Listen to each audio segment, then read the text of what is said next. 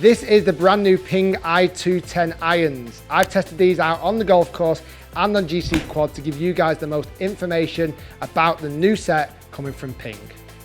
Hi guys, I'm Rick Shiels down here at Quest Golf Academy. If you are new to my channel, welcome. Hit that subscribe button so you don't miss out on any of the videos coming your way. If you enjoy this video, smash that like button, leave me a comment down below, share this video around, and also check me out on Instagram at Rick Shiels PGA. Let's get into the review of the Ping i210 irons. So the Ping i210s, these irons replace the i200s that have been out for a couple of years, and the i210s sit between the iBlade, as least forgiving and shortest, and i500 that sits somewhere in the middle. i210 is this kind of precision made, still looking for forgiveness to a degree, but also more suited to the better player.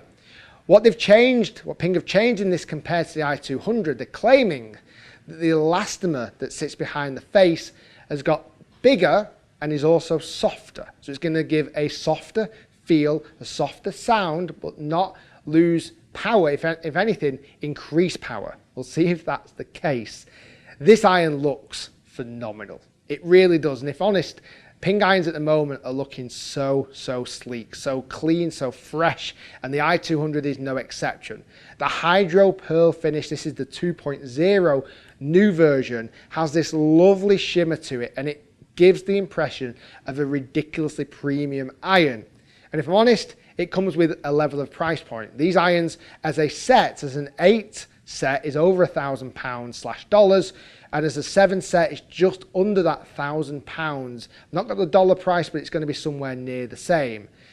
With the i210, you've got the option to go power spec, so you can go stronger lofted, and you can go retro spec, so you can go actually less lofted as well, but these are in the standard loft, and the standard loft is perfect. The 7-iron for this is 33 degrees, so it kind of sits much closer to traditional lofts. It's not really suited to hit the ball a ridiculously long way. And I found that out on the golf course. I went to Burnley Golf Course, it was a beautiful day. I found myself on a par 3 down the hill. I'd just been testing the i500. And when I hit the i210 from the same location, I couldn't get near the green. So I had to come a little bit closer. I came about 6 or 7 yards closer to the green because of the difference in loft, but also because of the difference in head kind of power. This is very suited to the looks of the i500 from sat down behind the ball, but it is not a hollow head design. It's not constructed for solely power. So I hit this iron down the hill, little par 3, and I absolutely flushed the irons. They felt awesome. And again, surprised me because these irons aren't forged. They do not offer a forging in the i210s or i210s. God, they could have made it simple by calling it i300s, couldn't they? But they are not forged, but the feel was out of this world. It really was an incredible feel. When the balls landed on the green, they were stopping okay. Not amazing, but stopping well enough for the 7-iron, carrying it around the kind of 177, 178 mark out on the golf course. I hit some 5-irons with the i210s, saw this great flight. It's not mega high, a really good solid flight. I felt like I could work the ball right to left, left to right. I hit some low ones in from the top of the hill there with the 5-iron as well. I went to a little par 3, slightly up the hill, hitting the i210s into the green, and saw plenty of control, plenty of spin, and a level of feel that surprised me considering it's not a forged club. So on the golf course, the testing was pretty good. I hit some scrappy ones, I hit some toey ones and some slightly fat ones.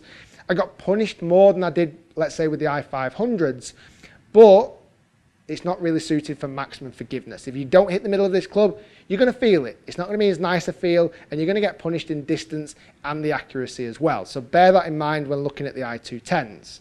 Okay, so then got back into the Golf Academy and tested it on GCQUAD with the 7, the 5 and the pitching wedge, and saw numbers that I would expect to see with this club. Absolutely perfect numbers.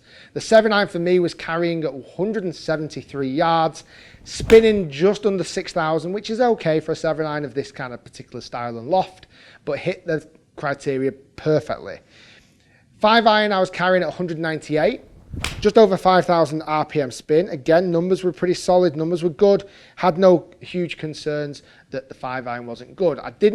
Sometimes I didn't hit it pure, and I did lose distance, like I found on the golf course, but not huge amounts of distance. I was finding that low strikes and toe strikes were losing distance, but by 10-15 yards, nothing too ridiculously critical. And that was all down more to human error than what the club was offering. If you want more forgiveness, you've got to go i500s, G400s, G700s. Ping have got 5 sets out now, which is crazy.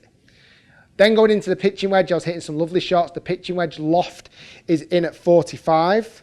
Carrying in there at 137 yards, spinning at just under 9,000, doing everything that I want a pitching wedge to do. And I did try and play a few little more delicate ones, and it performed really nicely as well with the wedge.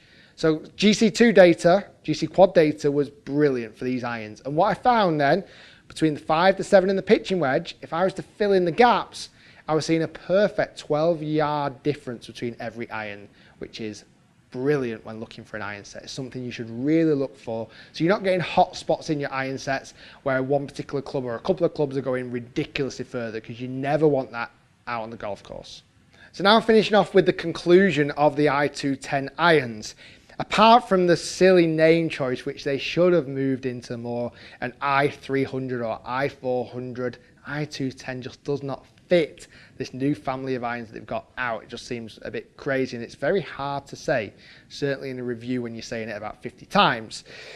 As a look of this iron on its own, this iron hits the box. It ticks every category. The feel was fantastic, considering it wasn't forged, it's not designed to be super soft. Whether that elastomer is much different, who knows? It's hard to really tell. But for me, it was giving a great feel, a good flight, giving the numbers that I want to see, performing out on the golf course like I see it, and performing on the launch concert just like I'd want to see it. Who is it suited to? Probably your mid to lower handicapper, that kind of category. And then you've got the option to power spec if you want a bit more distance, or retrospect, which is probably where I'd actually go. I'd want to retrospec the loss of this and make them a little bit weaker, so that I wasn't maybe hitting them as far and maybe producing a little bit more spin for the numbers I was seeing on the launch monitor. But as a looking iron, it is beautiful, it is stunning. It's not changed a lot from the i200 iron, it's not at all. And really, when I look at the difference in distances compared to this and the i200, there's not been a lot changed either. So looking at the numbers, when I tested the i200 a couple of years ago, the numbers aren't that different at all. In fact, there's 2 or 3 yards differences between the irons, which is nothing at all. They're not really favouring the i210 or the i200. They're so similar, it's untrue. However, I didn't get the feeling and that strike of loveliness when I hit the i200 as I did with this. Someone said to me this is forged, I would believe them, because it feels like that softness that I would expect from a more forged iron. Should they have brought it out in forged? Yes, I think they should have done. I think they should bring this out and a bladed version in forged as well. But the i500, the club that they've just brought out, again, the link in the corner, it's their first forged iron for years, and they may just be dipping their toe in the water on this new concept and new idea.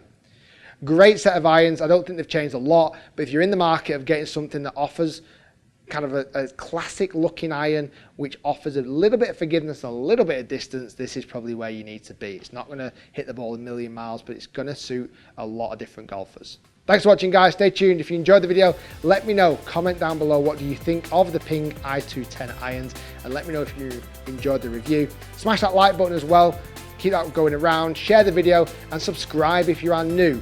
Don't miss out on any of the videos I release on my YouTube channel. Check me out on Instagram at RickShielsPGA so you know what's coming up in the future also. Thanks for watching, guys. Stay tuned, lots more to come.